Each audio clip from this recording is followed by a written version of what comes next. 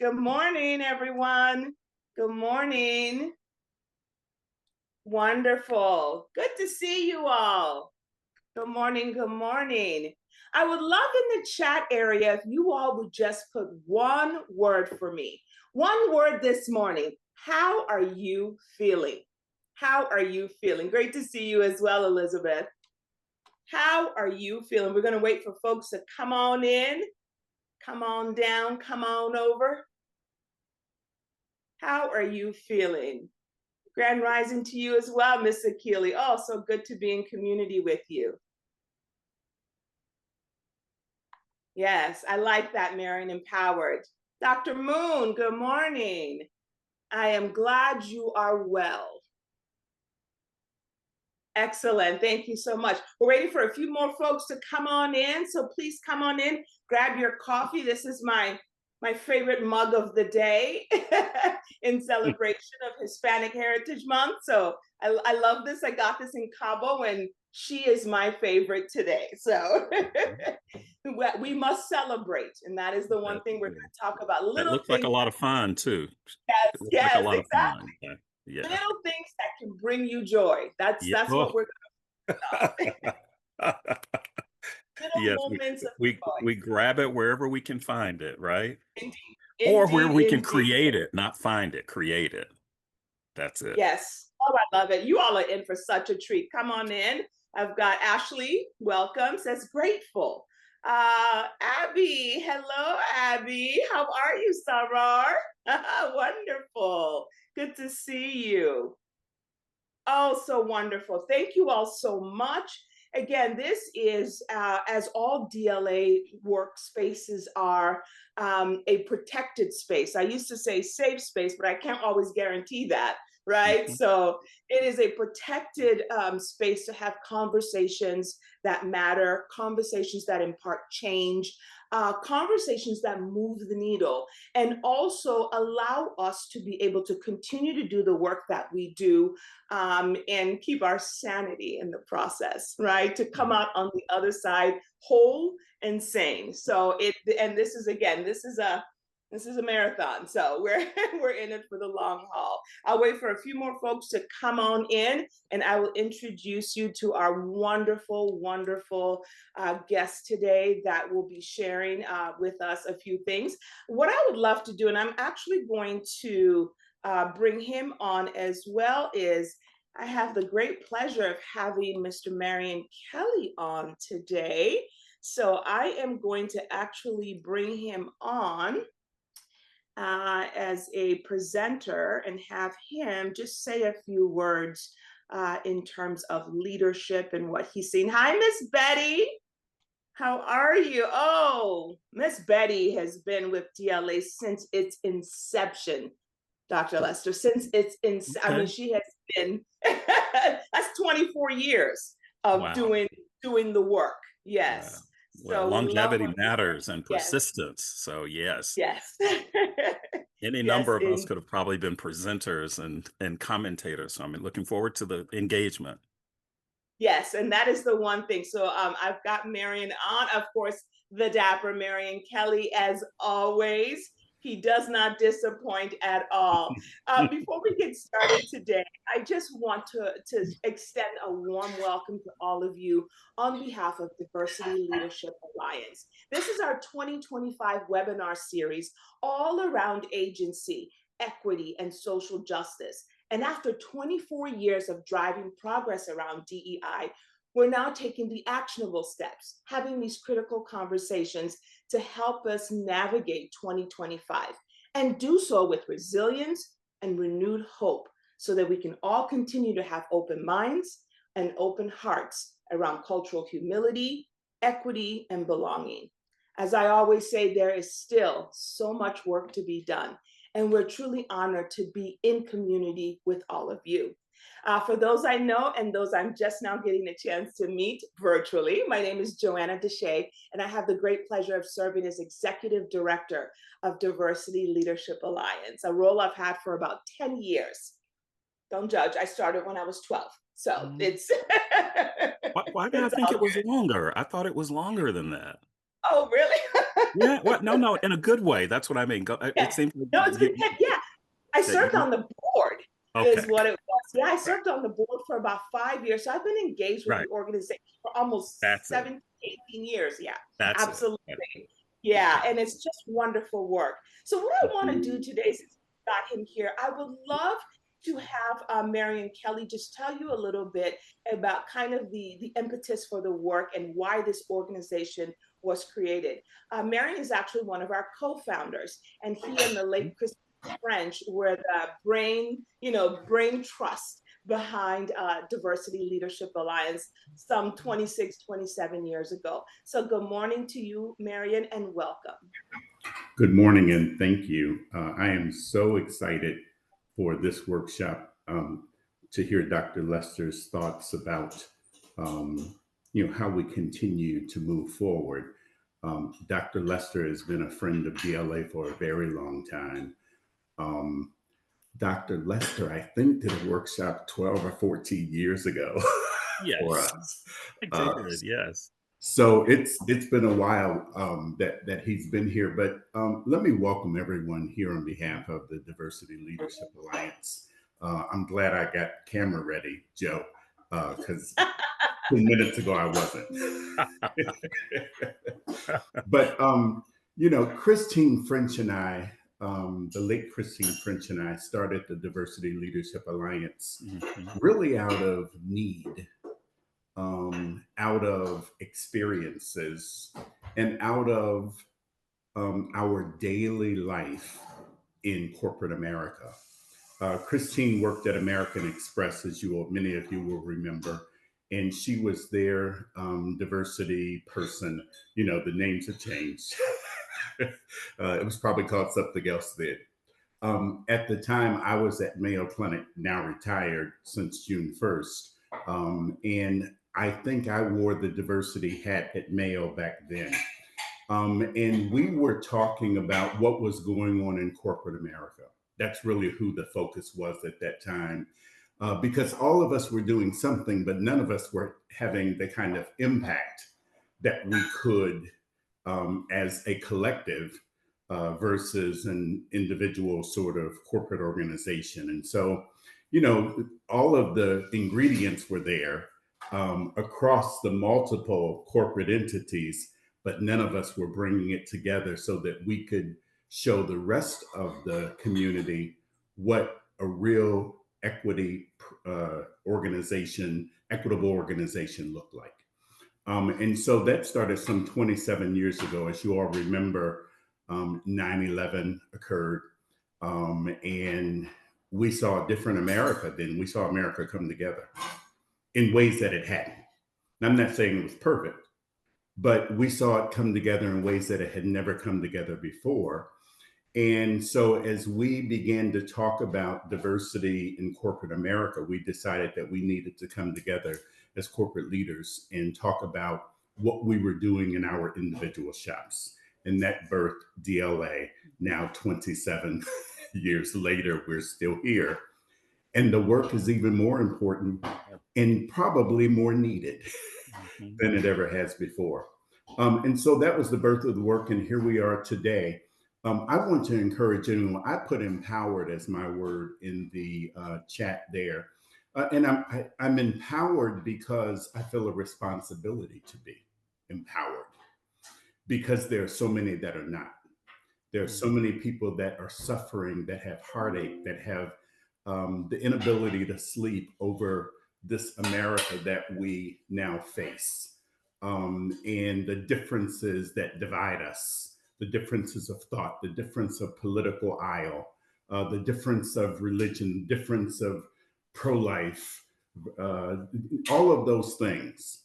And so DLA is a platform that we have put together so that we could talk about those things. We're not a organization that is going to necessarily endorse any particular thought, but we're going to provide a platform so that we can talk about both sides and what's going on. And so we bring this to you today because um, let me just tell you, in my 67 years, we've been here before. Mhm. This is not the first time that we've had challenges in America. We can go back to the Civil War and the impact that the Civil War had on people in America from small communities, subsets of the community. We can go back to the civil rights movement. We can go back to human rights with LGBTQI folks. We can even something that happened outside of the country that has had an impact in the country, the Holocaust. So let's not act like we've never seen this before. What we have to do and what is important for us to do is to pivot and learn how to fly this plane into headwinds.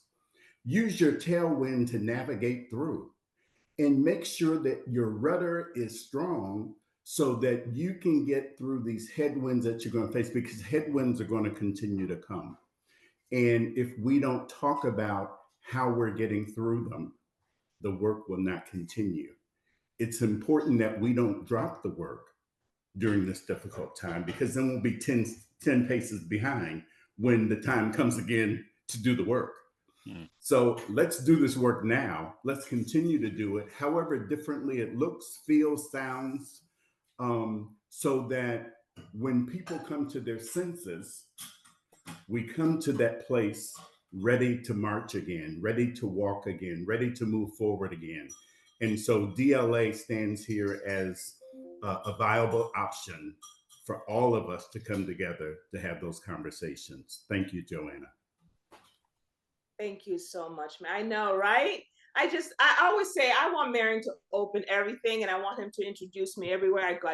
I don't need background music. I just need Marion. So Marion will have you just like having a praise moment. So it's a good thing. I am honored to call you friend, and so grateful for the years and years of mentorship that you have provided for not just me, but for so many in the community. We are grateful, and definitely hang around, because I'm going to probably pull you into some of these. So for everyone that's joining us, I'm looking on here. I see Marianne is joining us. I see Elizabeth is joining us from Tucson. Christopher, welcome.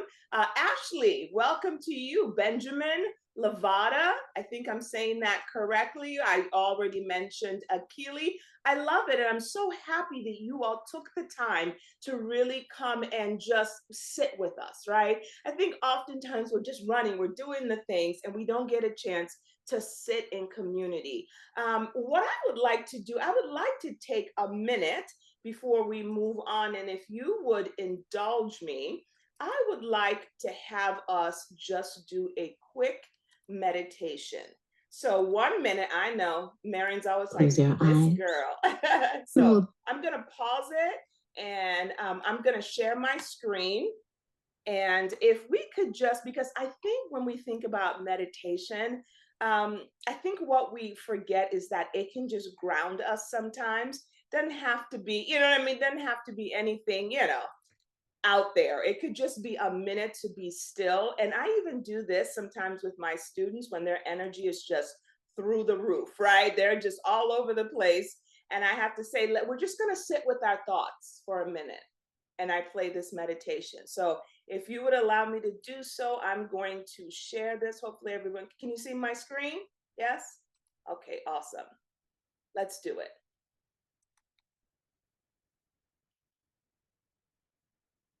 Close your eyes, and we'll take a few moments to calm your mind and body.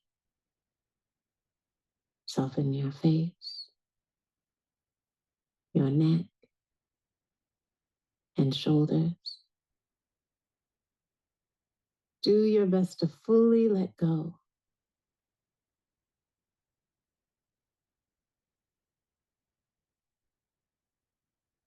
And turn your attention to the breath, the calming breath, the soothing breath. Take long, slow breaths, full and deep. Breathing in, I am calm. Breathing out, I'm at peace. When we touch here, okay, just try this. So I'm gonna just stop there. Again, just 1 minute, because I think sometimes we forget the privilege of breath when there is someone struggling to breathe at the moment.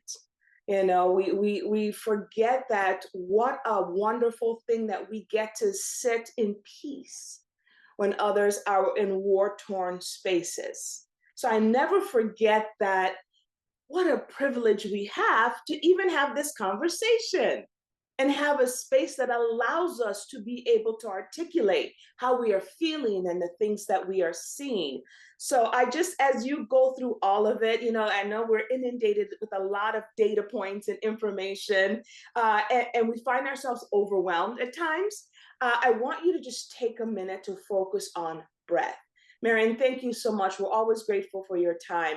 I want to make sure you guys are taking good notes, and please ask questions. So we have the Q&A area that you see there for putting formal questions in, but make sure you're also engaging in the chat. And I know I've got a lot of my friends on here. So Miss Akili, Dr. Scholar, Dr. Moon, I'm going to be asking a few of you to come on camera with us, as we're going to leave a good portion of time at the end for questions and being able to really get into some individual things that people are thinking about. So make sure you are camera ready, or even if you're not, keep your camera off and you can just come on with audio.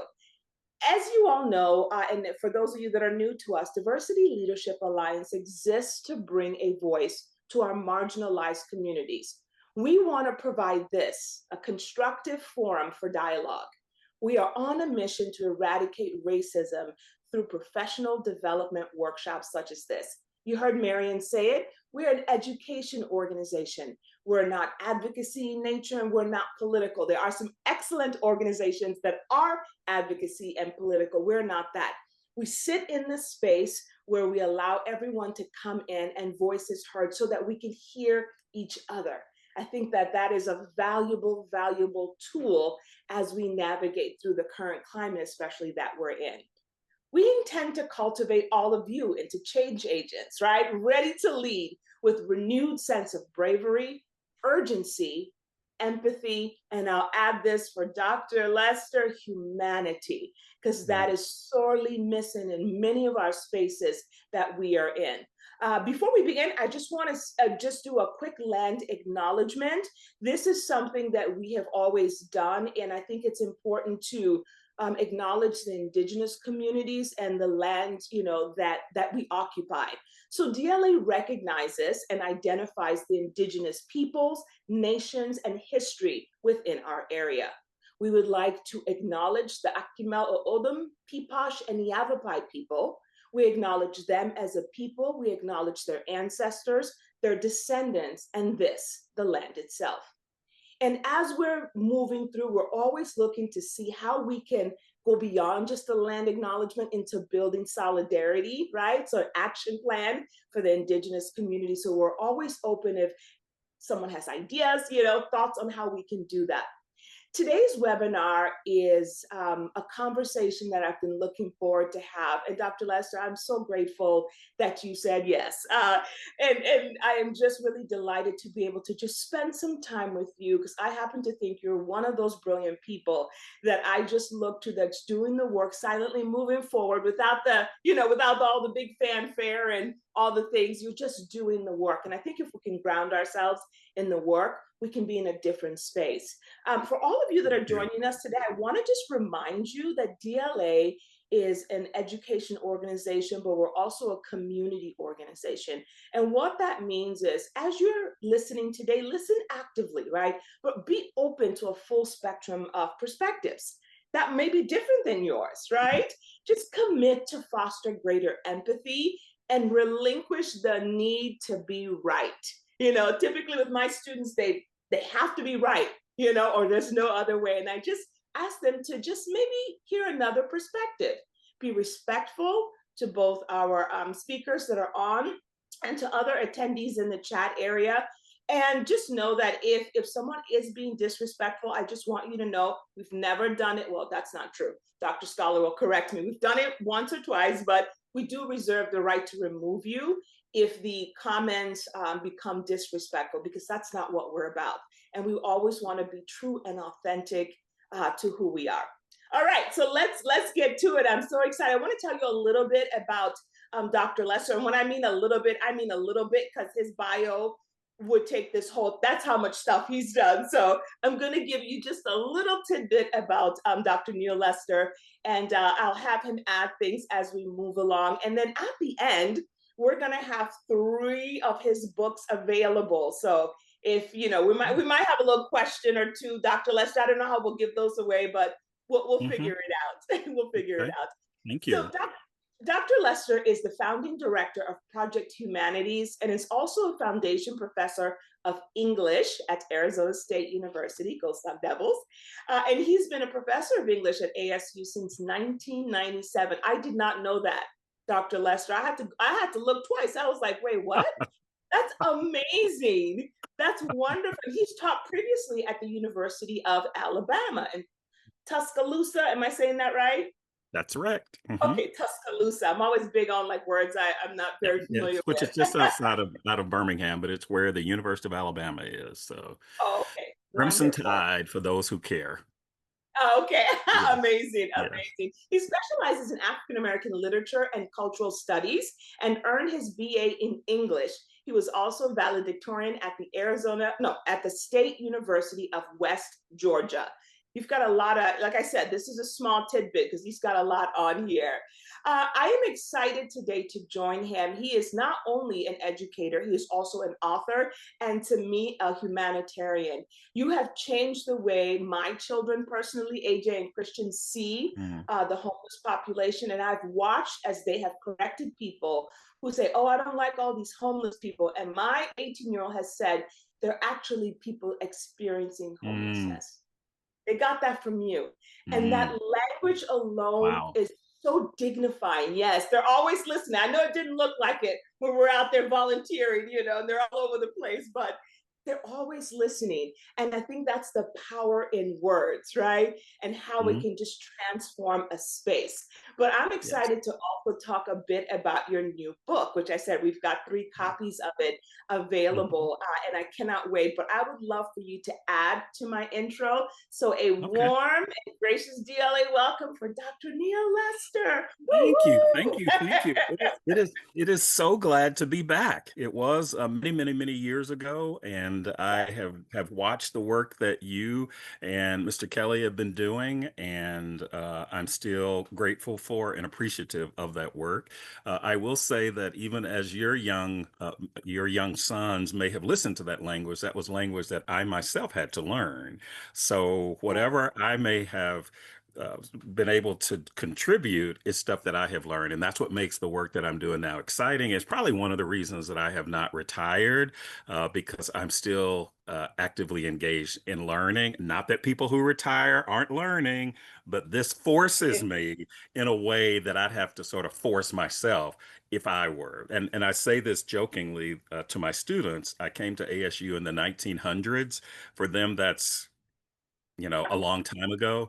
But That's sadly, amazing. most of the people who came in with me in 1997 have either transitioned or are retired. And so I'm very grateful to be able to continue to do the work. And I think since George Floyd's murder, I have a certain kind of urgency that I didn't have before. And I think that I've actually done some of my most productive work since 2020. So I think I'm inspired because there's a need. And I also think that in the sort of borrowing from James Baldwin, I think I'm an optimist. Despite all the things that are going on now, I keep thinking we can be better and do better. And I am committed to trying to write as much as I can, to talk as much as I can, to listen as much as I can, and to be in community with others who are like minded. Self. I am so grateful for that. And I think that in the current climate that we're Mhm. in, um, that community can serve as a bit of protection, which we all need. Because I told you my story earlier about someone saying I needed to update my slide because Mm, I had on there that I was a proud immigrant. And mhm. so we're always kind of confronted with it, right?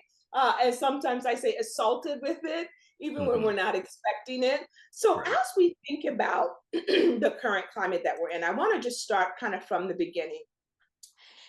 what are we seeing? And I'll pivot a little from the general questions. Mhm. What Okay. are we seeing currently in this climate, both from a corporate perspective, and I just want kind of your perspective, and Marion, yours as well. Mhm. What are we seeing from a corporate perspective? What are we seeing in education? So, what are what's the impetus that's driving sort of this energy that we see? I would love to just kind of frame it for everyone. Well, for me, if I'll start, I think the the energy is new for some folks, in the sense that there's not been a moment quite like this where things were so blatant, and Mr. Kelly can probably caveat that in a way where progress that had been made is just being doused. That feels new. It feels new for some of us, and so much of this is relative to how long we've lived and how long we've been part of these sort of moments. I think what may be kind of shocking for folks is how there seems to be such a seismic shift from where we were in 2020 and where we are now. And I think that's what many people who have not experienced those kinds of marginalized realities are sort of like jarred now. It's the whiplash that comes from now you're being hit, because now this is not just about those folks. This is about all other folks who don't look like what Audre Lorde called that mythical norm. And that's a small number of people who have a certain kind of intersectional identity who hold all the power, or at least most of the power. And I think that's what's new about it. And I think universities, higher education, and corporate America is now trying to figure out. We made all those kind of statements back after George Floyd's murder. Now, some of us may be not as committed to those, and they may be more performative than we thought. I think there's a different kind of reckoning that's happening now. Interesting. And I agree with that. I just want to recognize we have a few excuse me, board members that are on. So good morning to you, Tandra Richardson. And I see Eric Garcia is also joining us. Please feel free to jump in the conversation, y'all. And I just have to say, hello, Sister RJ Shannon. That is one of my favorite human beings of all time. So good to be in community with you. And good morning to you, Mhm. Rory. But that's I would say some of what I'm seeing also. Marion, what are your thoughts? What are we Mhm. seeing? Same but different, right? Yeah, so I would agree with Dr. Lester that while we've been here before, the difference is we're seeing a declination in advances that have been made, Mhm. and we're watching America allow it. And so Mm, that's a significant difference. Mhm. Mhm. But people and organizations and communities have been hit over the head for a long time. What do I see happening, particularly in corporate America? There's a delicate dance. Mhm. mm, The need to appease both sides of the aisle, the need to appease the communities organizations serve, the need to appease employees that work at an organization, the need to support, continue to support equity, diversity, inclusion efforts, and do all of that in a climate that is trying to tear it down. And mm, so I think it's important that those of us, those of you that wear a equity, diversity, inclusion, welcoming, belonging, whatever or your office is called now, whatever office that you lead that runs that, I think it's important for you to understand that money's being cut from your organization. You're employed by that organization that feeds your children and that takes care of your overhead. I think our task is to understand how we can continue this work and do it in a manner that may not shed the spotlight on you. And, mm, you know, I was in theater for a long time. mm, And, you know, I understand what it means to be on the stage and have all the lights on you. That's not where corporate America wants to be today. Mhm. Mhm. Corporate America wants to make everybody happy. difficult place to be. And so we must learn to bridge the divide and help them understand how we can do this work without being penalized for the Mm. efforts that are being done. Mhm. I think it's Yeah. the sort of blatant way in which things are no longer camouflaged. They're just Mm. out in the open now. And I think I was one of those who was naively optimistic, thinking that the work that I had done, and I have to not throw everything out to assume that the 30 years of work I'm doing has done nothing, because I think seeds have been planted and things are sprouting somewhere, whether I recognize it or not. I also think we're having to sort of focus again on the power of the purse. But I'm reminded, Mm. even as I say that, that people have been doing work before it was supported by the federal government. And I think in terms of Juneteenth, for example, communities were celebrating Juneteenth long before it became a federal holiday. So the fact that this particular um, White House says that it's not going to celebrate it doesn't mean that people stopped. In fact, I saw celebrations that were even more rigorous, because Yeah. people are like, wait a minute, we've got social groups, we've got fraternities, sororities, we've got churches, we've got other kinds of organizations that will continue to push this forward. And I've learned this in higher education as administrator. If we depend on those externally who are funding what we do, then we are Mm. subjected to the whims of those who are doing the funding. And are you committed to the work? Are you committed to appeasing those who are doing the funding? That is not to say that people don't need money and that people don't need funds. But that's what happens when people are chasing things as opposed to exercising a certain kind of agency in one's own life, in one's own values. And that's Dr. what I Lester, think. Yeah. Yeah. Dr. Lester, I told a group last Saturday, they're not going to save us. They never have, and they never will. Right. Yeah. We That was, yeah. appreciate the support, Yes. Right. but we have to do this work for the communities that that we represent, the Yes. communities we live in, the communities we play in, the Right. communities that we work in, Right. that are not that mythical norm. Right. Yeah. Mhm. Yeah. Mhm. Joanna, you were going to add? No, yeah, and I'm actually reading some of the Oh, comments. I'm okay. trying to make sure I'm Okay. getting people's comments as they're coming in. And Dr. Scholar says that what is happening now is trickling down, as he says, faster than economics, and that's the Mhm. scary part. And I just wanted to kind of just build on that. I think that's what's frightening to me is seeing all of these companies acquiescing to Mhm. demands of eliminating and eradicating DEI programs and people. And that's the thing was so, I mean, the timeliness of it. We can't get a project to move, within an organization for 18 months to 2 years. When I was at APS, I said, you all will see this in a few years, because I understood the politics of approval and getting it through a system. So the fact that so many cuts and department cuts and has is happening with so swiftly is, I think, what's disheartening to me. It makes me wonder, right?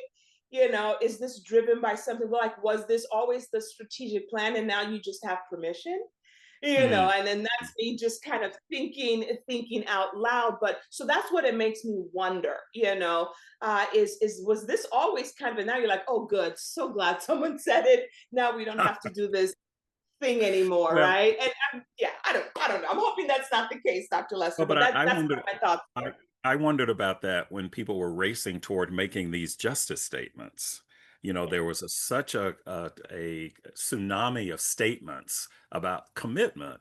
And I initially thought, well, maybe this is kind of a public contract so that you've said it. So now we can sort of hold you to this. But that seemed to have changed also. But I think those moments can be sobering, because it can really Mm, hit at the heart and the core of those who are committed and those who are not. And when you asked that first question, Joanna, when you were drafting, you said something about the language has changed. Has it been performative? And I could just go back to James Baldwin's comment that I can't hear what you say because I see what you do. So no matter Mm, what you name it, no matter how you put the statement, it's not aligning with what you say your values are. And that is something that is not just about organizations, but it's also about individuals and how we live and think we may be living one way, but modeling something else, myself included. I have, keep people around me in the family who are continually checking me on things like, you might want to rethink this. You might want to right. do that. So that is a form of accountability, but it's also a form of helping me grow. And I've appreciated that. It hasn't always been comfortable, but it's been one of those things. And I think, people are now in a place where, you can be fired for saying Yes, something that yes, disagrees with a certain narrative. I, yes. have we been here before? I mean, I know we have with McCarthyism. Right, right, In the lifetime of some of us, though, this feels new, and I'm glad there are people who say it's not new. It's not new. right. We've seen it before. Right, right. But yeah, and I think that's the big difference in Marion. You can probably attest to it where before that, what people would maybe be displeased with your position and you know what I mean, and it may cause a little strife at work. But now people are losing like their life. I mean, you were being fired for your opinions and Right. perception of opinions. I mean, like let's be real. We're not really even talking about that, but and so that's kind of the environment we're in now that we have not seen before, and I think that's what has a lot of corporate employees just kind of right under, they're just kind of laying low, they're right under the radar, they're like, I'm not poking my head out because like that whack-a-mole game, because I know what's going to happen, I'm stick my head out and Right. someone's going to bop me, and I think that's what we're seeing a lot of, even very intelligent people that I love and honor, that I know their heart is in the community and in this work. They are also feeling that pressure. I won't say frightened, but they're feeling this, kind of mounting pressure from all of their organizations to lay low. So I don't know if you're seeing that, Marion, or what you're seeing in the Well, community. I think Dr. Lester hit the nail on the head. Every organization has a value statement or a mission statement. We need Mm, to understand that value and mission statement and find in it the things that we can go to the executive suite to say, Dr. So and so, since I was in healthcare, here are our values. Here's our mission. It includes mm, community. It includes bringing health outcomes up into all communities. It includes how can we continue to do that work in a comfortable manner for this organization to keep things moving forward so that we absolutely. then start using the same language Hmm. and we bring their values, we bring the values of our organizations to the platform. Say, let's talk about who we are and who we say we are, Hmm. and move forward on those things. And let's do it in a manner that will not shone a negative light on the organization. Hmm. Right. That And I that love is what Tom that is says. Go ahead. that is challenging though, and I try Oh, to see yes. multiple sides of that because I do know that funding matters. And what I see now is, and we were told this as administrator at Arizona State University, let's not rely so much on state funding because we want you to sort of create diverse streams of revenue. Even though we're a nonprofit, we still take the money and then it's sort of reintroduced into the work that we're doing. So, but I think it's comfortable though for people to rely on external sources for the greater good. And I'm looking at some of the cuts now, and many of these are in healthcare that are life and death situations now. And that's, Yes. I think, is hard to reckon with. Some of the stuff that is coming out is not science based, it's not research based. that's what feels surreal about this. Not about whether or not we disagree on one's politics. It's the fact that people are dying, that people are being given misinformation or disinformation. That this feels like a new territory. I know about the syphilis project. I know about all those ways in which healthcare has participated in a certain kind of healthcare bias. Mm, But something feels different about this, and maybe it comes on the heels of feeling hopeful. I mean, I think for mm, some, there were 8 years where people felt hopeful. I think up until November 2024, I think people felt hopeful that this might be kind of a historical shift. The USA might see something we've never seen before. And when that didn't happen, it was not just an election, it was about a whole string of things that many people had based their identities in, which yes, is about equity, about diversity, about justice, about reproductive rights, about all of these things. And I think that's what has led to a kind of gut punch. I think one person said it, particularly for those 92% of Black women who yes, this was bigger than an election. So I think yes, that's what's new about it. And while we may see parallels in the past, we've never had a Black woman get to this point where she could have been the president of these United States. I mean, we've certainly had other Black women who were running for, but never kind of in this sort of like this close to the to the right. goalpost and then not get it. That's what feels different about this. Yes, absolutely. And as we think about this kind of evolution, we're seeing a lot of language and framework in corporations and education evolve. For individuals that are in those organizations, what can they do to remain resilient? What can they do to remain responsive without losing sight? Tandra says it so eloquently, right? Is getting closer to community, but without losing sight of their own core values around Mm. fairness and justice. Because a lot of people are like, oh, don't say social justice, Joanna. I'm like, but that's what it is. I'm naming the thing. So what can we do as Right. the framework is evolving and changing and the goalpost seems to keep moving, right? So what things can we do there? Mm. You know, I think I just put in the chat. I said we can't fight fire with fire. The fire gets bigger. Right. Mm, I mm, think that we have to be the bigger person, if you will, because it seems like a personal assault. And when you're assaulted personally, it hits in a different way, and you become defensive. I would say let's fight from becoming defensive, and let's come from a place of education where we are mm, the educator, where we mm, are also that trusted employee who's been at the mm, organization, who the organization has looked to for a number of years for a path forward. So let's keep our leadership viewing us from that perspective, so that they come to us and say, Marion, what how can you help us? What do we need to do here? I think that first, so Mm. that mm, we're still invited into the room Mm. and not seen mm. as the angry Black man or the angry Hispanic woman or the angry Native American person, all the Mhm, isms that are mhm, out there, Yeah. so that we can bring some balance to the conversation, to the policy, to the decision, so that we continue to propel this work that we've been doing so mhm, long. mhm.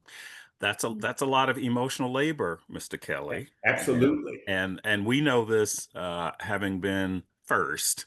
You said something about all those accolades and things, and many of us know what it's like to be a first. A first is a very lonely position. A first is also one of those pioneering positions where you get the arrows that others are shooting out. And I also know when we Both talk ways. about sitting at the table, I've been at those tables and my voice still wasn't heard. And it wasn't about whether or not we agreed or disagreed. So there's got to be something more resilient that has to do with whatever this is bigger than me.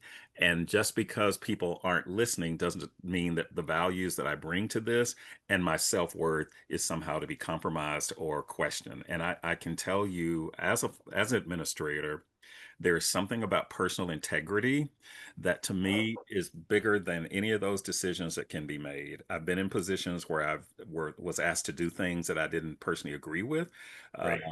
but I did them because I was expected to do. I think I have evolved now so that I try to be less of and this is a certain point of privilege that I can do this. I don't want to feel like I've compromised any of my values at the end of the day.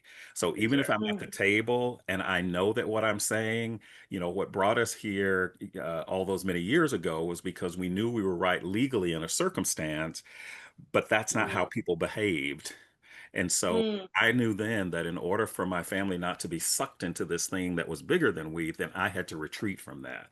So I Yeah. think there's a way in which I have to sort of, for me, figure out, okay, how am I going to protect myself and protect those mm, around me when we recognize that this is much bigger? And then what circle mm, of influence do I have?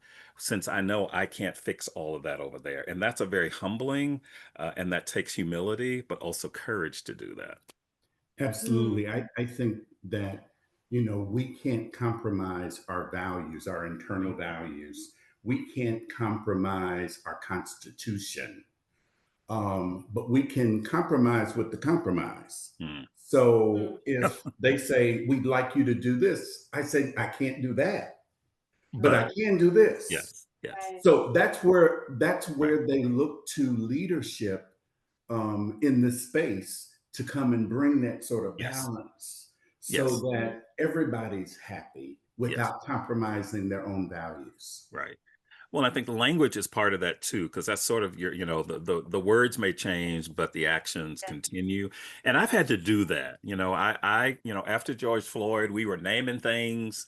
We knew the difference between anti-racist and Yeah. non-racist. Yes, We knew what white yes. fragility was. I mean, we were calling it what it was.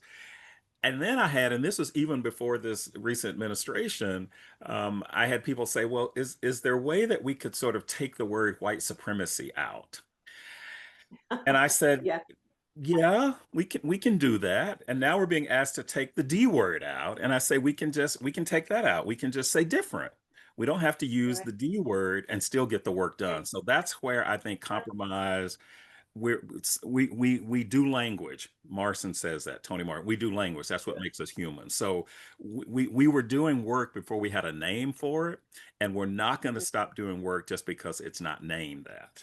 And so I yeah, think any social movement has a name, but the name didn't come before the movement. The action right. came I before we agree. were able to name it. We've got some wonderful comments I just want to share with you all.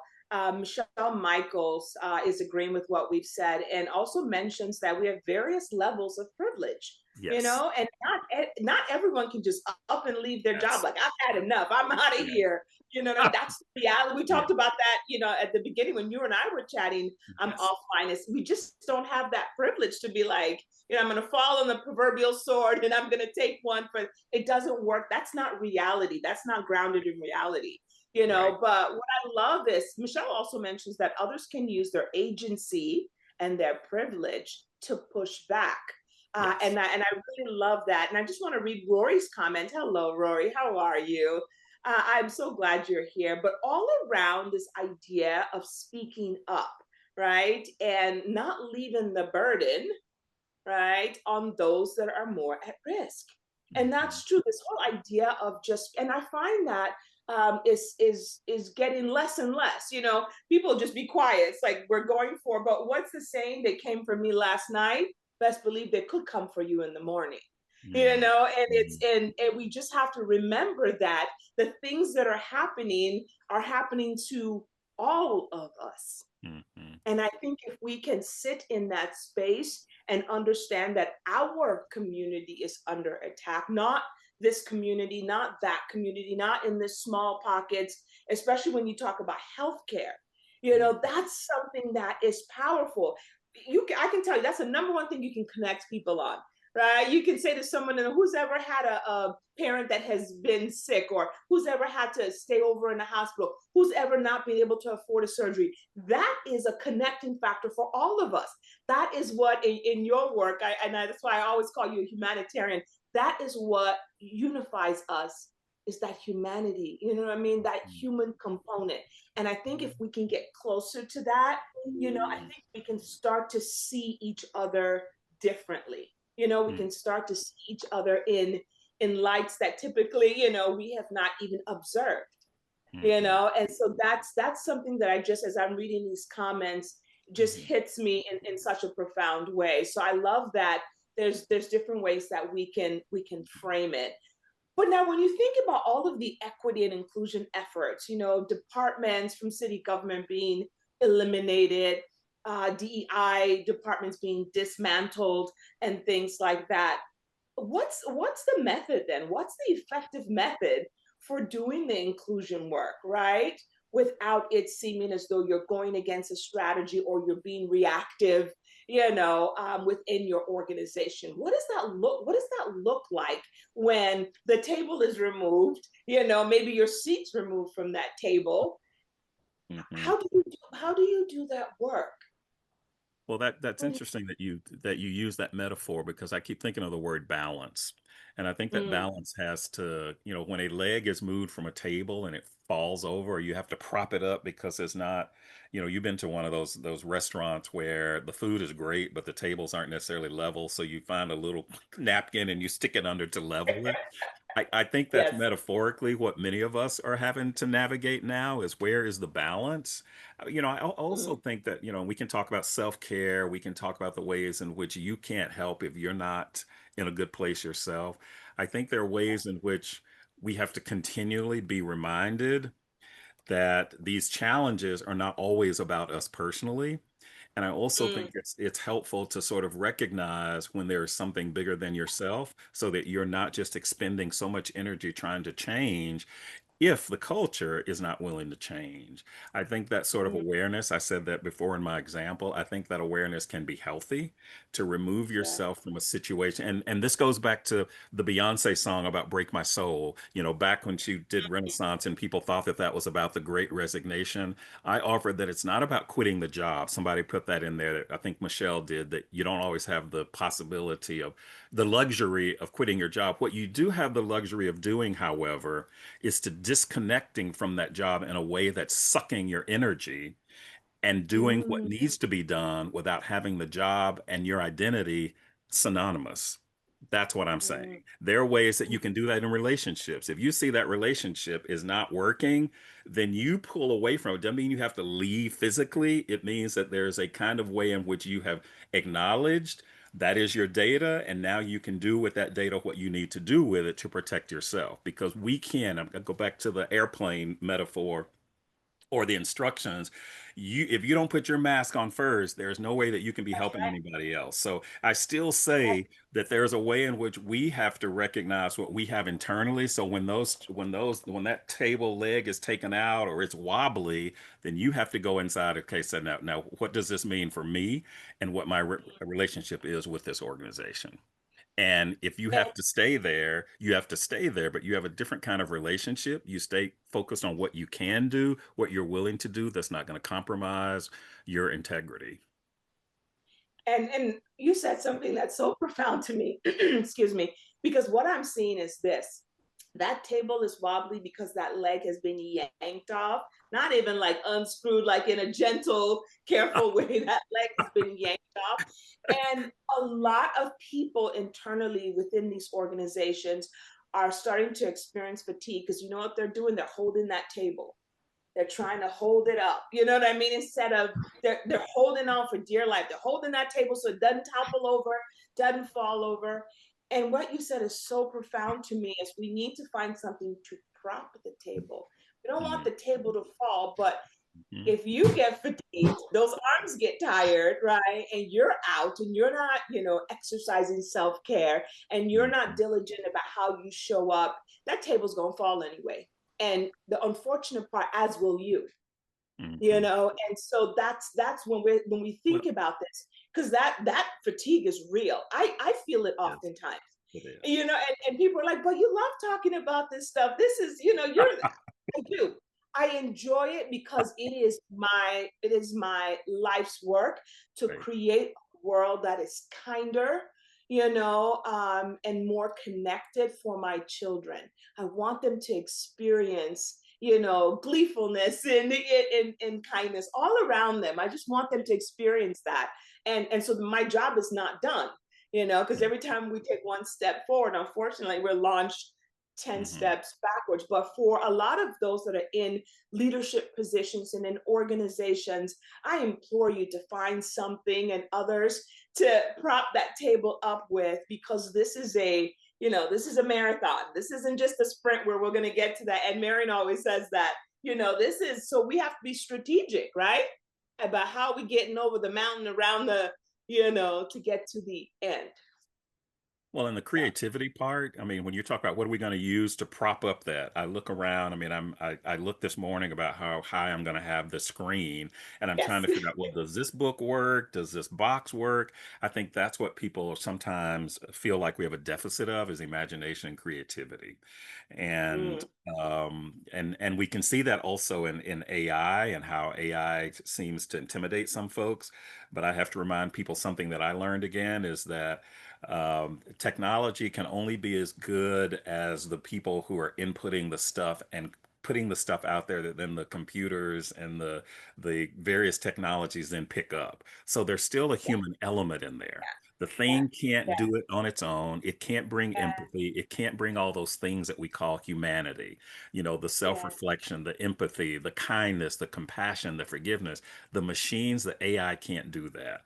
Now, I do know that people are talking to AI and it's becoming a companion to folks, but you have to be very yeah. careful about that because that AI will tell you stuff that you may not want to do and may not want to hear. So we have to be very Right. careful. And humans can do that as well, but I'm saying, there's a way in which the human element can't be taken out of this. And the integrity and the compassion and all those things come directly from knowing who we are and how we are. Betty said something, and I was thinking sort of on the same sort of terms. She said that, maybe we need to reflect back on what our ancestors did to get through these kinds of Mm, times. And my thought was, if we don't understand our history and where we've been, we're destined to repeat it. mhm, And so I think it is good to reflect and learn from those lessons, stand on those shoulders, mhm, and shoulder your way up. mhm, Because certainly there's been more education, there's been more inclusion, there's been more conversation, mhm, which they didn't have. So that mhm, they're shooting in the dark, mhm, Yes, but yes, understanding how to get out of the dark. mhm, We're in the light. mhm, And now mm, we have to figure out how to get through the light.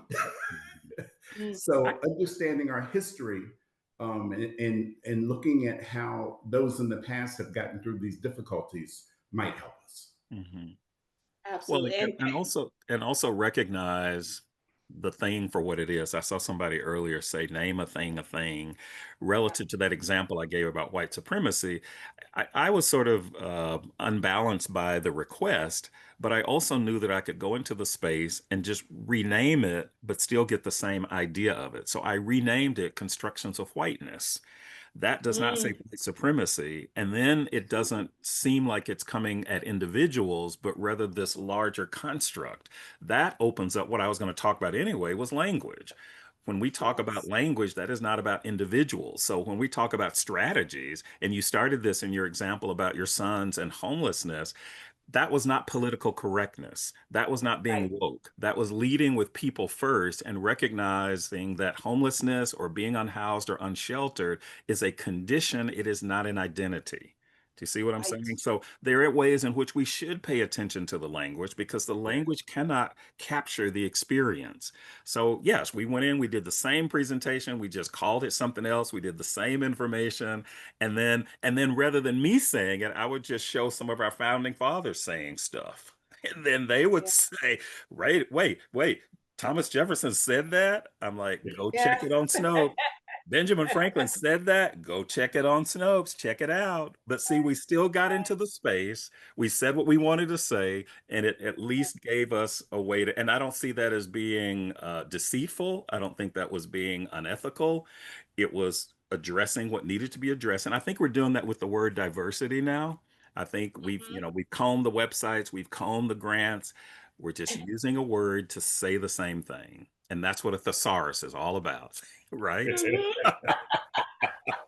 It's so true. And I have to tell you something. And by the way, welcome to DLA board member Evner Scott, representing Honor Health. He has a great comment that he put in here about Press Ganey as an organization that healthcare systems leverage to measure human experience. And I love that, and he was just saying that today, one of the main 5 questions that's asked is around employee engagement, meaning I feel a strong sense of belonging here. Mm, And I mm, think that's the word I will tell you that I've leaned into, words like belonging, and agency, and mhm. things like that, because those don't change for your employees, but the sense of belonging, you talked about it earlier. It's like, yeah, I'm at many tables, but am I empowered to Right, make decisions? Am I empowered to impart change? Sometimes no. right. Sometimes it is the window dressing. Oh, look, our one Black person in fashion. Let's get her. Yep. Let's get her in this meeting so that they see we have one. I mean, I'm being a bit facetious, but you know No, what I mean. no, no, no, no, no. It, We've all had I've that been at token those tables. experience. Yeah. Yes, yes, I've been at those tables. And Yeah. so as we start to think about it, I think language becomes critical, and I chuckle because I said this in my class the other day. They're like, well, I don't know if it's just part of a woke and woke. And so I said, somebody define that for me. Somebody define what that means. And they could not, right? And I said, so I want you guys to be very careful about words that are weaponized, words that are polarizing. And when you use them, it's like any word in the English language. You better be able to either, I always say define it and use it in a sentence, like they do in spelling bees, Right. Yeah. and if you can't, then I really need you to really think deeply about what it means. And I shared with the class, I said, do you know what that word actually means when I think about it? It means to be awake. It means to walk through this life and this community with eyes open. Because I Mhm. got to tell you something about injustice. Once you see it, man, is it hard to unsee. Right. So Yeah. don't get hung up on this. Something is woke and all this, because it becomes so polarizing that we forget what the word actually means. Well, except So sadly that's working though. That is working, and one of yeah. the strategies, which is why it makes sense to stay awake. One of the strategies that I was made aware of by the architect of this sort of what we might call anti-woke movement has to do with creating an idea, and you just repeat the idea over and over again. You don't have to know what it means. That's one part. The second part is have a emotional response to it. So, Mm, when you say critical race theory, people don't have to know what it means. They just have to know it's bad because somebody told them it was bad. So there's an emotional mm, response. The third yeah. part of closing that loop is to then create legislation around it. So you don't have to know what it is if you've got the power to sort of Mm, determine that people can't do it. This whole false narrative between, the connection between DEI and merit is absurd. There is yes. absolutely no reason to believe that marginalized people have not earned what they've gotten. Right. You don't say Right. that about the other groups of Right. white men who may have gotten into Harvard through legacy admissions or other kinds of things. So I think there's a way in which that other narrative has worked because it does Yeah. get people connected. You don't have to define it. You still have a vote. So Mm-hmm. I think you're Mm. absolutely right that we need to know. I think we don't give up, but I do think that it has worked miraculously. People don't have to define it in order to know that they should be against it, and that's actually quite sobering and quite alarming. Yeah, that I will. That's a good word. Marion, did you wanna add anything on here as we're talking through the kind of language piece? No, I think, you know, we've always had to change language. Just think about Black culture in itself. We've been colored, we've been Negroes, we've been Mhm. Black, we've been African American, you name it. We're going, that's always going to shift and change. Mhm. And we have to control the narrative Mhm. of where that shift and change falls and goes, or help those that have control of the narrative understand the impact of it. Mhm. No, that totally makes sense. In some of those cases, and I do my work on the N word. The N word hasn't changed though, and how Right. people feel about some of us, that hasn't changed. And I think that's part of when we're talking about this larger narrative that keeps people in their places. The larger narrative that means that all lives have not mattered historically or in the present.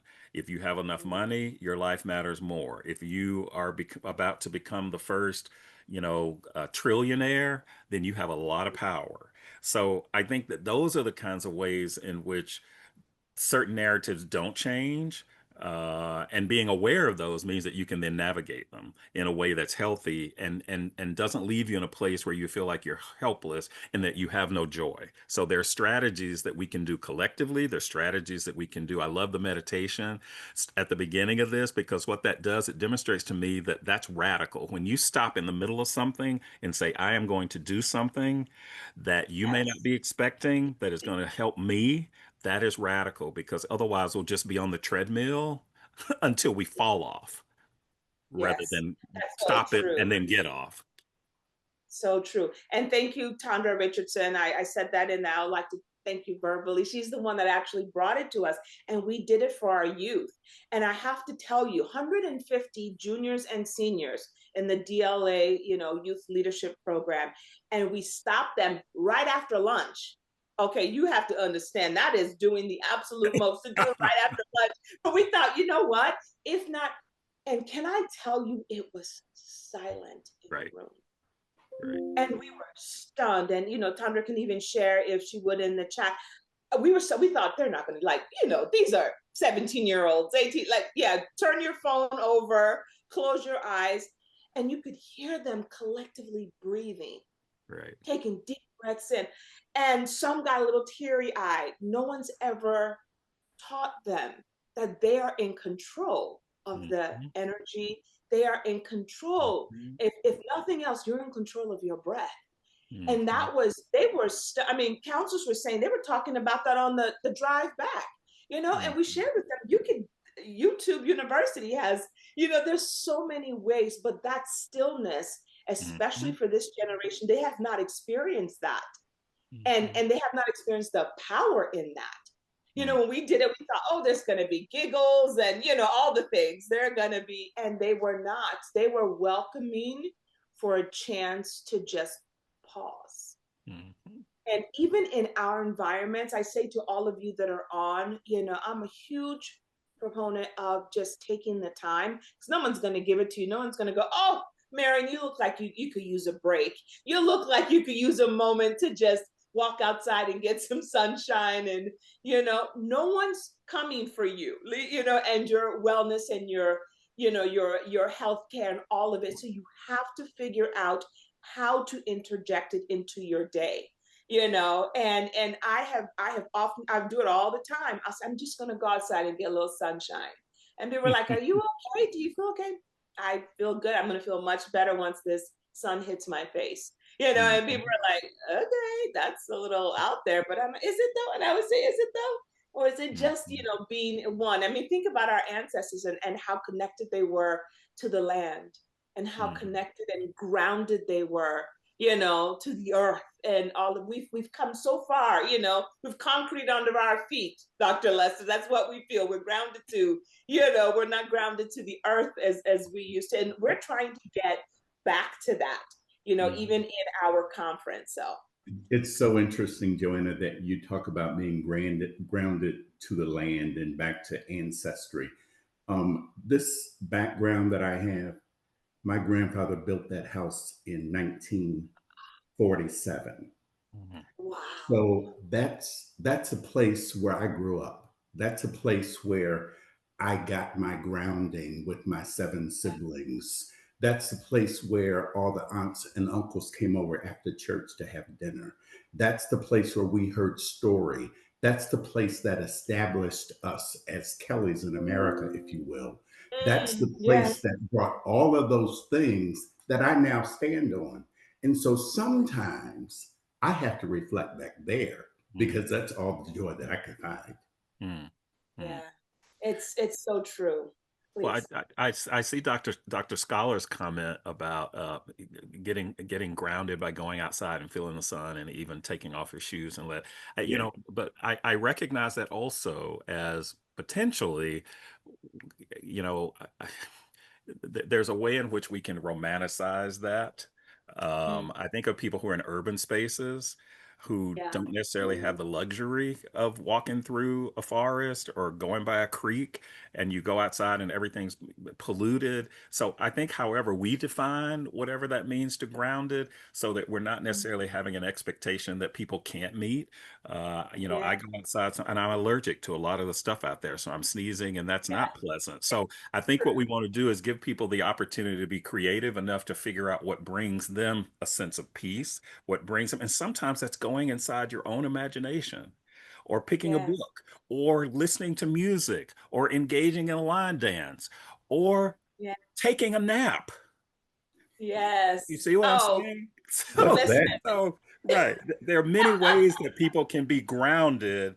That's about self-care. That's about making yourself whole, that you can then engage when you are rejuvenated. It might be church. It might be your sorority or fraternity party. It could be, our volunteerism that sort Yes. of gives us that energy to then go on. And I think that, we've got a conversation tonight, Project Humanities, on spirituality. Spirituality is not just about religion.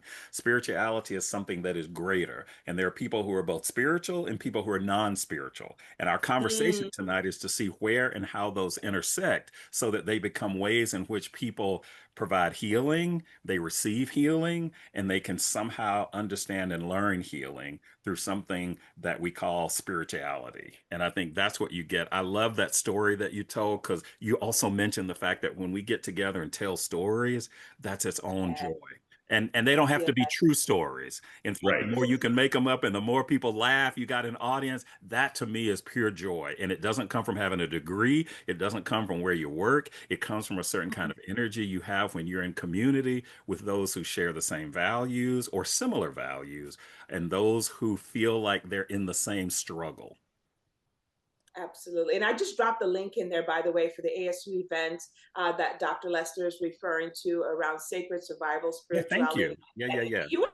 And it's You're virtual welcome. also, so Right, yeah, you can bring your cup of whatever you're drinking. Yes. Doctor. Yeah, Yes. and there'll be a panel of people talking about spirituality from different perspectives. There's a black non-believers. There's another one who sees herself as spiritual light. There's somebody who's going to be talking about astrology, and there'll be just these ways of talking about, is there something bigger than those things that separate us? And spirituality or non-spirituality can potentially be that for many people. Yeah. Absolutely. And I see RJ's comment talking about how many schools have adopted mindfulness and mindfulness spaces for their students, which Yeah, I think is amazing, right, and something that is not to be, slept on, pun intended. right. And she also mentioned how much she loves her nap, because I have to tell you, I used to think, my son is a big napper, my son AJ, and Mhm. AJ's on the spectrum, and for him, he says, I need to quiet. He uses the term, Yes. need to quiet my mind for a little bit. And so I'm going to take a nap. And I used to Mhm. think, you are not in kindergarten. Of course, you shouldn't be napping in the middle of the day. Can I Right. tell you, when I did that once or twice, I relish like, listen, it's like, what are you doing? I'm about to take a nap. Yeah. And my son's like, okay, that's great. But I used to not understand that, you know what I mean? As a way of self-care. Well, and what's radical about that is that the world might tell you that's being lazy, because Yeah. we're in this space where you continually have to be overcommitted. Your plate has to be full. You have to run from sunup to sundown. And somehow that is, I think of this when we use performance reviews, and that language that is often used is going above and beyond. Why has that become the standard now, going Yes. above and beyond? Okay. Yes. And so I think there's a way in which we have absorbed, we've been indoctrinated in a certain kind of capitalism where competition and being number one and you've got to be the best and you're not good if you don't go to the best. I mean, all of those things. Mm, And when you stop and meditate, when you stop and take a nap and then mm. restore yourself, that's the radical part of that. And I think community is about that too, because otherwise we'll go back to the treadmill again. You know, That's there's a right. comment, and there's a comment in the Q&A that probably should have been the chat. It says, "Yes to napping. Rest is a form of restorative justice." Absolutely. Steve Isis, Jones yes. put that there. Isis is on the panel tonight. Good to see you, Oh, Isis. Yes, yes. wonderful. Excellent. I'm Isis, going to try to make that. Isis and I are working on a few grants on spirituality and Black American spirituality more specifically. And I'm learning so much about the ways in which spirituality can manifest itself in ways that Yes. may or may not be about a religion. Yeah. And it's been quite eye-opening. And it's what's interesting is, as a former student, I'm actually learning from her, and it reminds me why I'm still in the classroom. So looking forward to that conversation tonight, Isis. That is so wonderful. I want to take a little shift right now because I want to Mhm. make sure we get some time to talk about your newest book, Social Oh, Justice in Action, the Models for Campus and Community, and mhm. the collection of essays and reflections that are in that book. I wonder if you could talk a little bit about this notion in the book where you emphasize the importance of earning trust, right, in Mm, diverse communities. So mhm, what do those strategies look like when we're talking about building authentic trust, right? mhm. Especially in institutions and corporations that have historically excluded certain voices. So I would Mhm. love for you just to talk a bit about your book. And like I said, I'm going to have a few copies Okay. available. So if you want them, we'll figure out a way to give those out. But would love to Sure, shift to sure. Well, that is actually one of the essays in there, by a professor at another university who talked about, I think it's a big read, and the idea is where everybody reads the same book, and then you have all these activities around the book that everybody reads, and it's actually in Pennsylvania. And one of the things she talks about is how often people who are in corporate spaces or education spaces think that we need to go in and educate folks because we that. know, and that people should then, sit down at our feet and that we are just sort of spewing knowledge. We are the sage on the stage. What she says is that doesn't engender trust. Is the way that you build Mhm. community is to first of all show vulnerability, also show Yes. humility, and then be willing to listen. And she says that she initially thought she could go in and say, here's this great book, we should all read and talk about it, and met with resistance. And Mm, recognized that until she sort of created a relationship with folks, then there was no reason for people to trust them. And I think we can use that in spaces when we talk about philanthropic work. We can have so many good things going on that we get excited about, but if people don't yeah. trust that what they're about to gift you is going to be used in something that they align with, then that's not going to happen. And I think trust is about relationships. You can't force trust. It has to be something that has to be cultivated, and it has to be something that I think is mutually beneficial. And so this book is really an opportunity to say, when I've done all these talks, these presentations, all the articles, the books, the interviews, I have to show vulnerability, but I also have to show that mine isn't the only perspective that matters. So this book was an opportunity to bring 25 plus people together to fill in those spaces that I can't talk about. I know where my Mm, lane is, but the highway is much bigger than my single lane. So the book really is about different perspectives saying, here's how we have done and are doing justice work. Sometimes it works, sometimes it doesn't. So everything is not a success story. This is not and they lived happily ever after. This is, mm, here's what I mhm. needed to do. Here's how I tried to do it. And here's what I learned along the way. I think each of these will provide data. And I borrow that from Toni Morrison, who says there's no such thing as failure if you learn something from it. So each of these Mm. is about data and the ways in which we can then use that data to determine how we want to practice justice work. It's not a prescription. And I've dropped the link in there for you all just so you have that. Thank you. And I would love for you, if you're thinking of ordering the book, I love that we have an order link here so you can order it from the Project Humanities website, the Social Justice in Action. And it's so great, Marion. The picture that's on this, the first picture that's on here is actually Dr. Lester at Mayo Clinic in Jacksonville, Florida. And I Oh, know yeah. you did that, I right? wondered where I wondered where the picture came from, but yes, it looked Yes, familiar. Yes. Yes. yeah. Yes. Yes. It was The actually Mayo Mayo in Clinic. July. Yes, we did a talk That's right. there. And they all got the books. I just thought that was Yes. wonderful that they brought Yes. you in, they're having those conversations. Yes. But you know, Mary, what do you think about that when we talk about this idea of authenticity, you know, and what does that look like, especially in the nonprofit space and building that authentic trust? You know, I think authenticity really starts with you and understanding who you are. Hmm. So that you can be authentic to the stimuli that comes to you. And as I think about Dr. Lester in that picture at Mayo Clinic, Jacksonville, that was built on network. Hmm. Mm, And so everyone that's in this space, in this room, this is a network. Hmm. This is a place where you can tap someone and say, hey, I'm doing this. How can I get here? Hmm. And mm, so that is vitally important for us to build a solar system of mm. continuing this work, Hmm. because Yes. sometimes we have to lean on others to gain the authenticity of ourselves in spaces that we're not familiar with. Hmm. Hmm. Yes, yes. Well, And you have a hello from Mayo Clinic in Minnesota. So we've got yes. Review joining us, and Review is actually one of our panelists at the upcoming conference, and she will be speaking Yeah. on our immigrant experience workshop. So Review, so happy to have you here. I want to say to all of you, so I'm calling on my board members, I'm Oh, calling on friends of DLA. I would love it if you've got a question, comment, observation, Rory, RJ, if you would like to come live, just let me know. I would love for you to join the conversation. I mhm, can promote you to panelists and you can ask your question and we can share in the space. So Akili, if you would just let me know, I would love to bring you all live.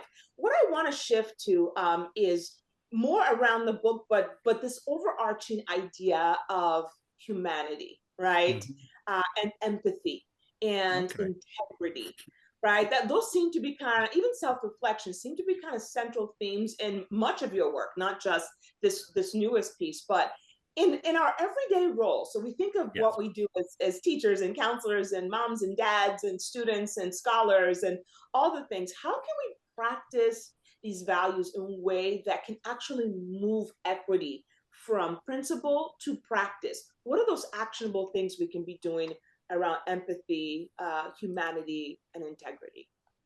Well, let me tell you how those came about first, because what we, because I'm a person who has studied humanities and taught humanities. One of the things that we haven't done as humanists, and I don't mean secular humanists, but people who practice humanities, is we haven't always defined to other people what it is we do. And I think a lot of educators, particularly at certain levels and certain types of educators, see their work as being esoteric, and that's what makes it Mm, valuable. I think what mm, we're trying to do with Project Humanities, which is worldwide, it actually is worldwide initiative, is to remind people how we are human. So we don't address this question of what it means to be human, because I've never been anything else except human. Now, my actions may be questioned in terms of how humane they were, or my thoughts, but this notion of, are we losing our humanity, was a question that was able to sort of bring people from different perspectives, backgrounds together. And that question is a question that could have been asked 400 years ago. It could be asked today. We had a wonderful National Press Club conference, and the conference was so exciting that people wanted to know, what can you do now? And this will happen. And thankfully, you've got some action items. We just told people about an event tonight. You can actually sign our Humanity 101 pledge. You can actually come to the conference at the end of October. So there are action items because people want to know what to do. In this case, we said, well, let's create a pledge. And the pledge is a bit like a rainbow. There are 7 colors that make up a rainbow, but they're not distinct in and of themselves. They blur. There are no boundaries there.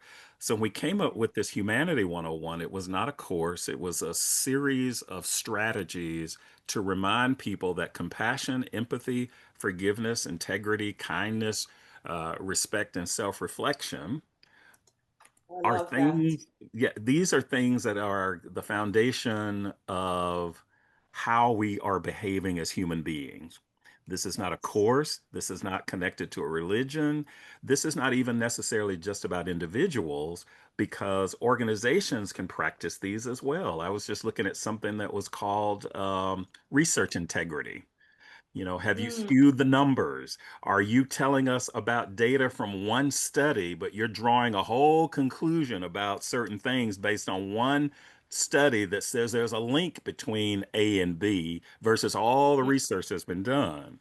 So there's a way in which that doesn't quite show a certain kind of integrity. We see that these exist across generations, they exist across communities. And so the notion is, how is justice work fundamentally connected to those principles there? And we mm, say that you can't have belonging without compassion. You can't experience or demonstrate it without empathy. Empathy, we've mm, tried to redefine. I'm really exhausted by people saying things like, oh, I want to see the world through somebody else's eyes. Well, you can't do that. There's a mm, way in which how we feel, what we experience is like a fingerprint. It is only mm, ours. We can't match fingerprints. The death of mm, your parent and the experience that you and your sister have will be very different, although you had the death of the same parent. And so I'm saying, let's not think of empathy that way because you can't see the world through somebody else's eyes. You cannot get in someone else's skin. Just be with the person. What can I offer you? Can I help you? I'm observing that you seem to be distressed. Is there anything I can do? That's what empathy is. Not if your fish died, you have to say, oh my goodness, my dog dies, so I know how you feel. No, you don't. The other thing that I'll add in terms of how this is about education also is empathy seems to be one of those things where people say, okay, imagine yourself doing X, Y, and Z. There are certain things that happen to us that are unimaginable. There are certain things we mm, shouldn't have to imagine. When we're talking mm, about trauma and other people's trauma, we shouldn't imagine that. And there are also ways in which we can say, for example, what can I do? How can I be with you in what you are in now, observation wise?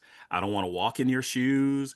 I don't want to see the world through your eyes. I want to know what and how can I support you in this moment. And sometimes that's a matter of just reaching out consensually, holding, touching someone's hand, a reassuring mm, pat on the back. This is all consensual. And I think about that in terms of examples. When you see someone in distress, you have to be observant enough to say, is there anything I can do? Do you see that is mm, nothing about let me imagine what you're going through or oh gosh, I know how you feel because you don't know how I feel. So that's mm, one thing is re-educating ourselves and then recognizing there's a community of people doing work. There are poets, mm, there are actors, and an evolutionary biologist. There's a rhetorician. There's an everyday community organizer who is being, challenged by the city of Tempe for feeding people who are unsheltered. All of those people have voices in there, and the idea is to think of this as a buffet of options and you get to choose. It's not a novel. You don't have to read it from cover to cover. There are mm, librarians in here. There are museum operators here, and all are talking about the different ways in which they practice justice. There's also some unsuccess stories too. So not everything is mm, about happily ever after. It's like, what do you do when all you've done and it's still not enough? How do you go? mm. Joanna, there's a question in the chat that Dr. Moon left, and I'd like to address it if I could. He Yes, asked Dr. please. Lester and I to respond to that, and it's a lot to unpack there. Let me say that first. And I'm not a person that speculates, but what I will tell you is that, and the question really is about how this cancellation of DEI work, how it affects negatively the mental health of marginalized communities. That's a broad term, talking Mhm. about ethnic, LGBTQI, rural, the whole nine yards.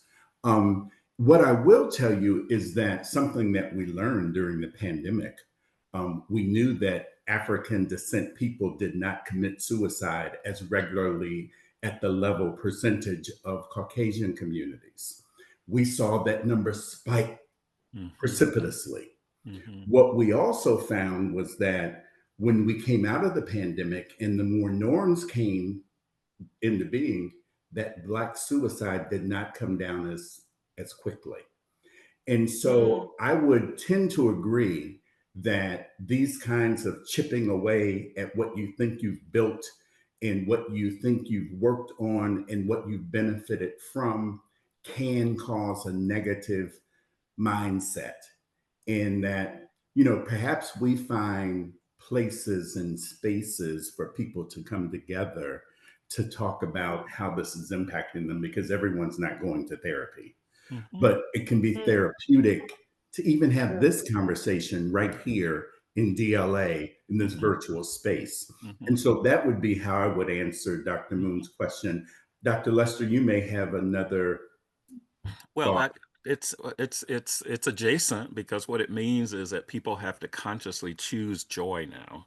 Yeah. What it Mm, means is that people have ooh, to consciously seek out community now. But some of these, again, are not new, though, because churches have always been Yeah. there, community groups have always been there, families have been there. There's a way in which everybody's affected by it. I wrote an op-ed piece after George Floyd's murder and said, I'm not okay.